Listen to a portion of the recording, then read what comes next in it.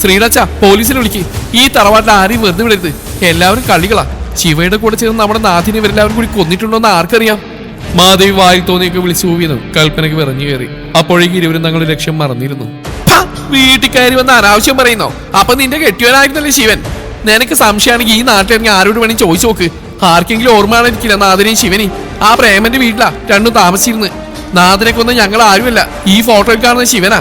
പട്ടണത്തിൽ നിന്ന് വരുത്തന്മാരെയും കൂട്ടി വന്ന് ആ വല്യമ്പൂരിയും കൂട്ടി പിടിച്ച ആ നാഥനെ കൊന്നു കളഞ്ഞതേ ഈ ശിവനാ. അന്റെ പിന്നെ ക്ഷമിക്കുന്നതിനൊരു പരിധിയില്ലേ? പോലീസ് വന്നാ കുടുങ്ങുന്നത് നിങ്ങളുടെ കുടുംബക്കാരി തന്നെയാ, അല്ലാതെ ഞങ്ങളല്ല. വേണേ ഈ തുളസിയോട് ചോദിച്ചു നോക്ക്. അല്ലെങ്കിൽ നീലാംബരി സ്നേഹിച്ചുകൊണ്ട് നടക്കുന്ന ഒരു ടീച്ചറുണ്ട് ഇവിടെ, ശോഭന. അവളോട് പോയി ചോദിച്ചു നോക്ക്. എല്ലാവരും ഇതേ പറയൂ. ഇത്രയും കേട്ടതും കനകം നിന്നെൽപ്പിൽ നിലത്തേക്ക് അമിഴ്ന്നു വീണിരുന്നു. അയ്യോ കനകം, എന്താ എന്താ പറ്റിയേ?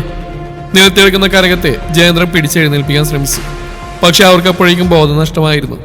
അയാൾ അവരെ കയ്യിൽ കോരിയെടുത്ത് കാറിന്റെ അരികിലേക്ക് ഓടി. പുറകെ നിർമ്മലയും. നീലാംബരി കൂടെ ഓടാൻ തുനിഞ്ഞതും ആ മുറിയുടെ വാതിൽക്കൽ വെച്ച് തന്നെ മാധവി അവൾ തടഞ്ഞു. സമാധാനം അയിലടി നാശമേ നിനക്ക്.